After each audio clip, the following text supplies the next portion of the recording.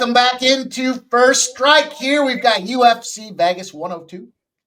Down there at the baby cage, it's Cannonier versus Rodrigues, and I am joined by none other than the apex predators of the octagon, the terrors of your sports books here. They're ready to roll. MMA Jeff's here. Subhuman Gaucho Fanatical Jim, boys. We're back at it again. We're in week number 2 of, I think it's a 9-week stretch, and they're back in the smaller cage tonight. Jeff, how you feeling about this fight card? I'm excited for it as always. It's going to be a good one. There's some interesting matchups on there. There's some chalk. There's some close fights, but I think we got 13 of them so far that before the weigh-ins here. So hopefully everyone makes weight and we continue on with 13 fights. It's going to be a good one. Plus we got U.S. versus Canada for hockey Saturday night. So looking forward to that to bring in the tail end of the UFC card. Well, it's going to be a lot of fun. Certainly going to talk about all those things that we do when it comes to going out and doing the live shows that we do on Saturday. Now, this is going to be an early start. It means it's about a 4 p.m. Touch gloves to kick things off. 3:30 is when we'll get rolling. And, Fanatical Jim's going to be ready to give you guys all them best bets. Jim, how you feeling today? Feeling good, Mike. Yeah, we had an incredible weekend. Hit a lot of the plays on UFC on Saturday. Went to the Super Bowl. If you guys listen to that prop show, we nailed it. The Eagles and the over, and we had Hurts MVP and the prop. It was unbelievable. So looking to continue that momentum into this Saturday and this weekend. And yeah, to Jeff's point, it's a really good card. It's a very interesting card. A lot of fights that I think are going to be close to the lines indicate, which should turn out well. I think if we like some of the dogs here. So looking forward to breaking it down. Unbelievable. It was a great show. We even got humble. We even got humble right when it came down to it on the prop show. It was very much a lot of good times, and go Eagles. Go Dub, the sub club's live this week. We got Champions League action. Sub, how you feeling today? Oh, pretty good, man. Bayern let me down. It was close to a 2-0 day in Champions League, but it happens. But no, man, I'm feeling good. I'm a little tired, a little worn, but I'll be ready to go Saturday, as always. Looking forward to it. I think it's a pretty decent betting card. Maybe not the most high-level card in the world, but I think there's some good betting spots for sure. Well, they've got some matchmaking interesting situations going on here. They got some brothers fighting, if you believe in some of those theories and how they try to set these cards up. Maybe they do want to get more WWE oriented and have these brothers starting to fight and getting involved with each other in their corners on fight nights, having those dual cards. We'll see. But we got 4 fights to break down here tonight for you guys. We got a stretch between the prelims, the main card itself, and a couple little different takes here, if you will, than what we've given out in plays before. So I had a chance to look at everyone's plays before the show. It's time to go, Jeff. Looking forward to hearing you break down this first battle. You got yourself a little Smith and Morales situation to talk to for us. How you getting paid? Yeah, we got Elijah Smith, who's a 22-year-old with a promising career in front of him. He's ranked currently 5th in the U.S. and the West. He's a 7-1 as a pro fighter. 5 of those, he's on a 5-fight win streak, including a decision win in the Dana White Contender Series to earn himself his first UFC fight, which we're going to see Saturday. So I'm looking forward to that. He's a well-rounded fighter. He's got KO wins. He's got some submission wins. He's got some decision wins. The guy can show he can do it all. His only loss came by KO to Reyes Cortez a couple of years. I think it was back in 2023. Cortez, though, does have some heavy hands. He's got 6 or 7 KOs. So to be expected, he's going to catch a shot here and there. He has shown the ability to get takedowns, and he does like to strike. But I do got to say, will he feel overwhelmed in his first UFC fight against a more experienced opponent in Morales, who's a wrestler, grappler? He's 34 years old. He's 16-8 as a pro. He got his first shot in the UFC back in 2018, but he ended up going a lackluster 3-5, and he got booted. He got booted by Dana, and he dropped down to the regional scene. He picks up 5 wins. 4 of those wins are by finishes, earning himself his second shot in the UFC. He ends up taking his first UFC fight back after his hiatus. He ends up taking a short notice fight. I believe it was over in France, to Lopolis, and he unfortunately lost by unanimous decision. Just to show you that the level of competition between the regionals versus the actual UFC pro fighters that are worldwide ranked. Morales, he's got decent takedown defense, which I think is going to make this one a pretty good matchup, given that Smith likes to go for takedowns. So Morales hopefully can defend a few of those, and he does like to strike as well. So hopefully it turns into a pretty good matchup. I think it's going to be a solid fight. When grappling, Morales does like to turn things chaotic in the scrambles, which is where he becomes most dangerous, in my opinion. For Smith to win this fight, he's likely going to need to be the aggressor and land more damaging shots, which sounds like common sense. But against a guy like Morales with the experience that he does have, I think it's going to be tough. I think he's going to probably shoot for some takedowns, and Morales is going to turn these into these grappling matches into scrambles and ultimately look for the neck and then essentially try to get some chokes in there. I see the older, more experienced fighter getting the edge here. Morales is only 34. So when I say older fighter, I'm not talking 43, 44, 45 years old. But again, he came into the UFC at 2018. So what's that, 7 years, making him 27 years old when he did come into the UFC. So again, he's got a lot of pro experience here against the better fighters. I can see Morales getting a submission come Saturday. I'll probably find myself making a small play on that, but I don't want to get too cute with it. I'm officially going to take Morales at plus 137.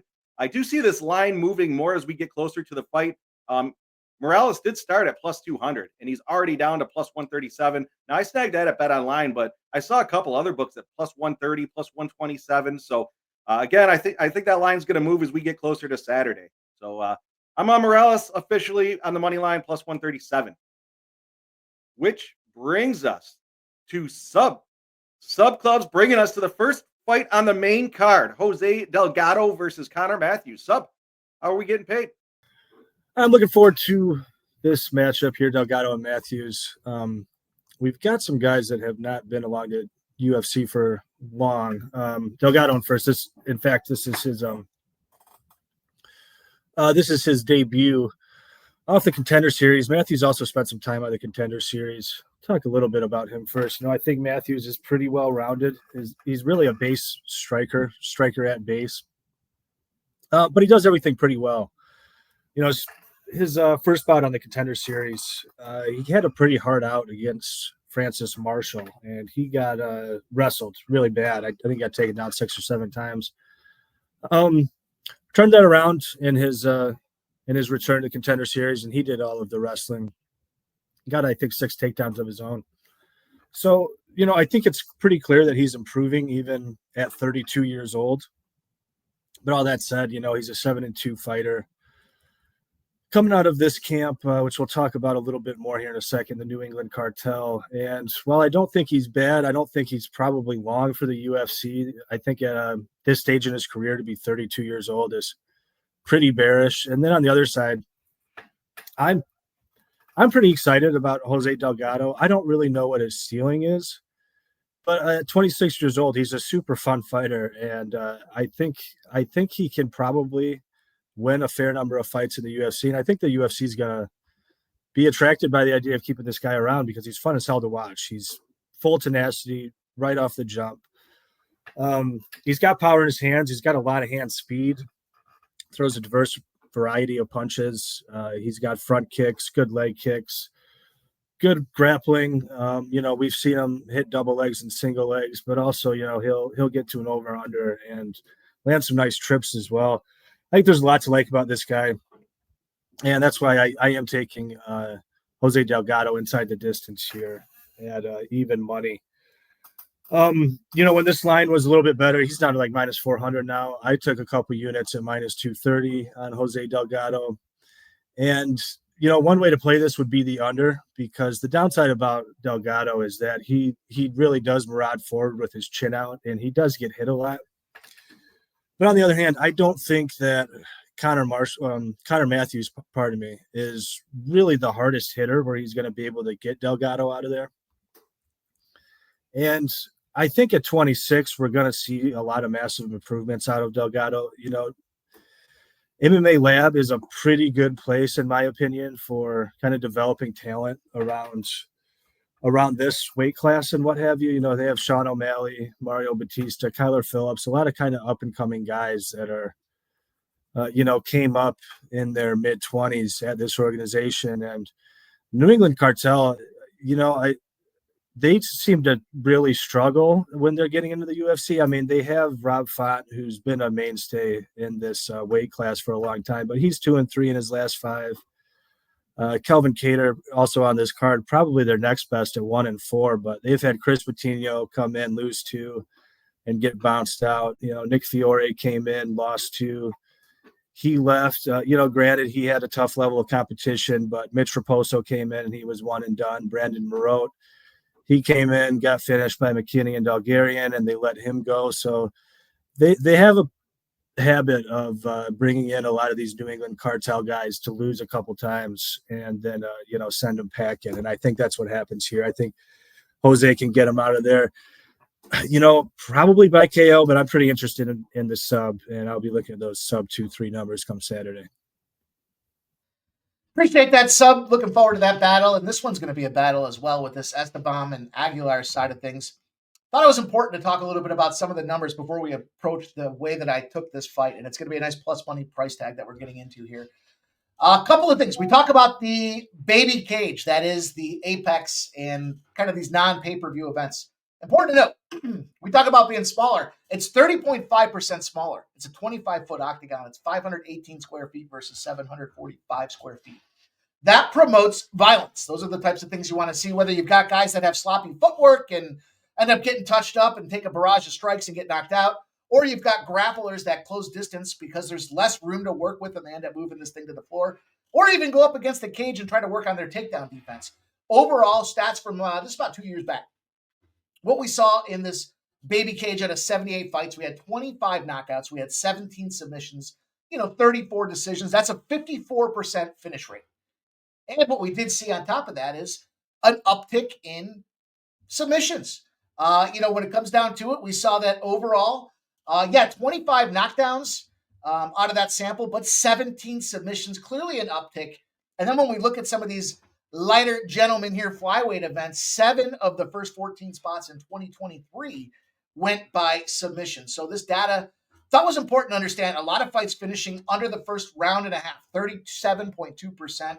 So when you hear us talk about the baby cage, it's important to notice the inside the distance, the ability for things to get finished by certain takedowns or styles leads to a 54% increase in finish rate overall by having this baby cage. That's the first thing I wanted to notate there. Additionally, I want to talk about the fact that BetOnline is probably the pioneer when it comes to, leading, an early out to the market when it comes to their numbers. And so when we talk about cash flow and line movement, we want to take a peek at BetOnline, specifically at this point of the week, because now we're going to start to see other books like DraftKings, FanDuel, and the likes will start opening up their numbers. And what we want to see is, based on that action, when we start taking the limits off, what does BetOnline do? And as it relates to this fight, and my point behind this here is that we see a steeper number on the under 2.5 rounds in the Estevam and Aguilar spot than across the rest of the marketplace. To me, that says the sharp book saying this thing goes under. We know in the baby cage it does. Now let's look at these two fighters. Estevam, guy likes to take his layoffs, man. I don't get it. It makes me a little nervous. But, he does have 7 of 12 finishes, and he likes to get it done early. He's a BJJ guy. He's the ground and pound specialist. Or he also believes in the tapper snap philosophy, which I could certainly get down with. The thing about this, though, and he's trained with some of the best of the business, like a Jose Aldo. But man, we look at some of these fights. The Charles Johnson fight specifically started to look a little gassy in that third round. On the other side of things here with Aguilar, seems to be a dog quite a bit. Did lose his fight with Tierra. Comes back out there, and what he loves to do, which is pretty cool, is he's a power striker, sure, but he loves the guillotine choke. He can certainly go out there. He's got a number of those to his belt already, and to me, this looks like, hey, we've got a BJJ guy versus a guillotine choke specialist out there. I think what happens is Estevam probably used those leg kicks, starts chopping down that tree, opening up takedowns. We've seen Aguilar can get incredibly sloppy with those power strikes. Sometimes he screws it up and he gives up his back and leaves himself vulnerable to getting choked out himself. BJJ specialist, a guillotine choke specialist, the baby cage. I think this fight does finish inside the distance. I think we see it finish predominantly by a submission. These guys don't look like KO guys. They look like submission guys. So the way I chose to approach this battle of these gentlemen here is I think Estevam wins. We start to see the line steam in his direction. Him by submission is going to be around a plus 240. Reality is, though, we start to see this first and second round. We look back at BetOnline. It shows a picture that they're concerned about that first and second round and where this guy can finish. So there's going to be a ton of live opportunities for props. I don't like the layoff when my fighters come out there and get rolling. I like the back guys that I have some confidence in that like to be ring rats. That being said, I don't see any other way for this fight to end besides submission. Under 2.5 rounds is priced at -105. Leaves you vulnerable to this last 2.5 minutes if we do see the gas tank issues from Estevam. The other side of things here is to single out Estevam. You're looking at a +115 for this guy to win inside the distance. I had to look at the better opportunity, get the most value for our dollar, biggest ROI by taking this fight ends by submission. In case we do see Gassy and Aguilar comes through and Jesus does what he does with the guillotine choke at the end of the third round, this just kind of gives us the most insulation with the most highest likelihood of outcome. We're going to take fight ends by submission at +140, and I'm going to hand it over to my guy, Fanatical Jim, little Bonfim, Sadykhov. Take us into this battle. How we getting paid, Jim?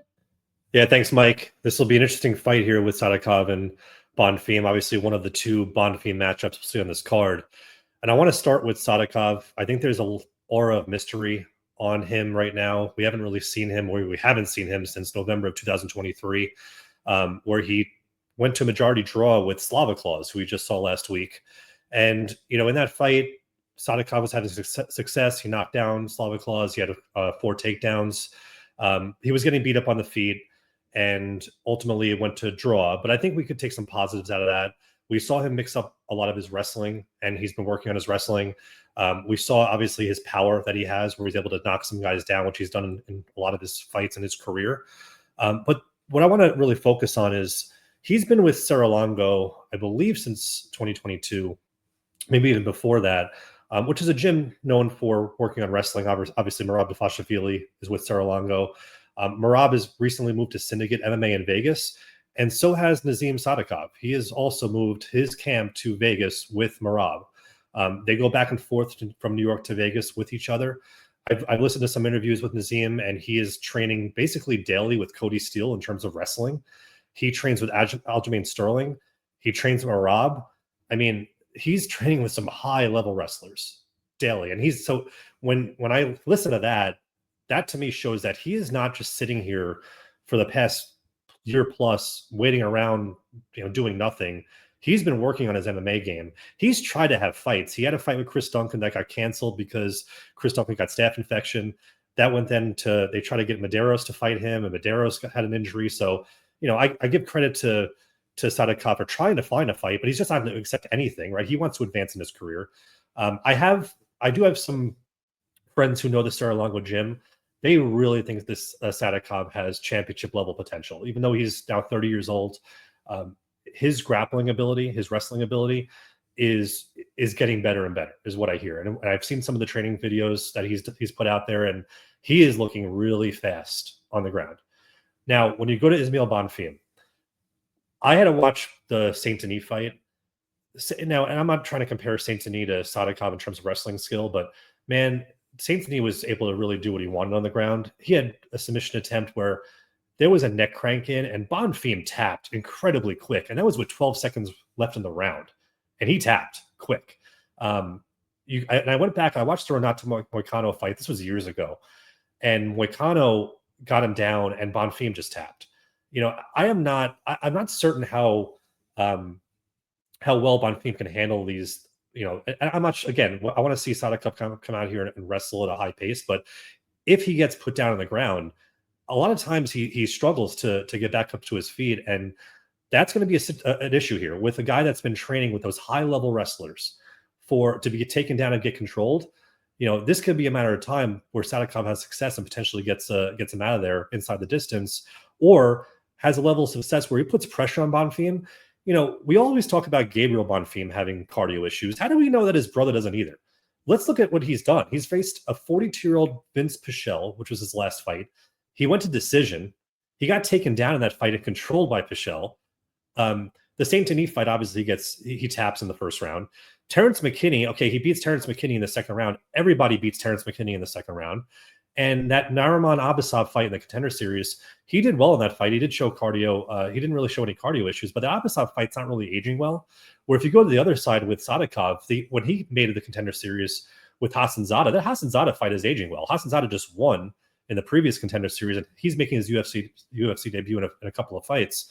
I am going to put my chips here behind the dog in Sadykhov, thinking that he's going to be in the much better position in terms of his wrestling ability. On the feet, I don't necessarily give Ismael Bonfim a ton of, I don't really side with him of being like the clear favorite on the feet. I think that Sadykhov has shown improvements in his counter striking, has shown improvements in his guard. I think that Bonfim will throw the harder strikes and maybe more of the power punches. And yeah, if Sadykhov stands toe to toe for 15 minutes with Bonfim, then he's losing the fight. But I don't think he's going to be a bum out there on the feet either. Is my point, right? So I had to take Sadykhov here at plus 182. One of the other things I want to mention on here is I did take Sadykhov by submission at 10-1. Now that's not an official first strike play. It's a personal play I took looking at the DraftKings line because I thought that was absurd. Ismael Bonfim has lost his 4 losses in his career by submission. As I just mentioned, he just tapped in the first round at Saint Denis where he barely had a neck crank in. And you're giving it a 10-1 odds on Sadykhov, who was able to get Terrence McKinney out there by rear naked and has submission victories in the past. And I just had to take that line at 10-1. The other thing I want to mention here too, and Mike kind of mentioned it with the baby cage, and we look at Bonfim. Okay, UFC 301, UFC 283. Those were his 2 UFC victories. Where were those fights? Rio de Janeiro, Brazil, were those fights. So that was in his backyard. He goes to Vegas to fight Saint Denis and he loses in the first round. Now I'm not saying there's a correlation there, but when your UFC wins are in Brazil, where you can basically walk to the arena, and now you have to fight a high-level wrestler in Las Vegas, where now you're in his backyard because he lives in Vegas, he trains in Vegas, he's very familiar with the scene, he's familiar with the time zone, he's familiar with everything there. This line I think is just I had to take Sadykhov here. I just think there's a lot of different paths where Sadykhov can win, and I want to see Ismael Bonfim prove it against a wrestler who can put a lot of pressure on him, take him down, control him. I want to see a scrambling ability. I want to see him, if he can go 3 rounds here, and if there's a submission attempt on him, I want to see him get out of it, because I'm not entirely sure if he can. So once again, I'm taking Sadykhov here at plus 182, and I do have a play at submission at plus 1,000. Again, that's not official for first strike. It's just a play I took just because I thought that line was pretty crazy. All right, with that being said, Mike, let's go over the recap and go over all these fights. Great job, gentlemen. As always, you come prepared, you do your homework, you bring the best foot forward, and we think we've given you guys the best opportunity we have here to get early money. 3-1 last week went first strike. We've had a pretty good start to the year. Let's see if we can keep it rolling, and we will see you guys back here Saturday. You'll see at the top right-hand corner, February 15th, post-Valentine's Day, Combat. Maybe we'll all be ready for Combat by then. 3:30 p.m. We're going to kick off, give you guys that early breakdown analysis. Make sure you smash the thumbs up button, subscribe to the channel, and follow us at Sports Money Wins on X. You never want to miss any of the content when we drop it. Great job, Tim. Jeff, on behalf of the Sports Money crew, we will see you guys on Saturday. Thanks for watching.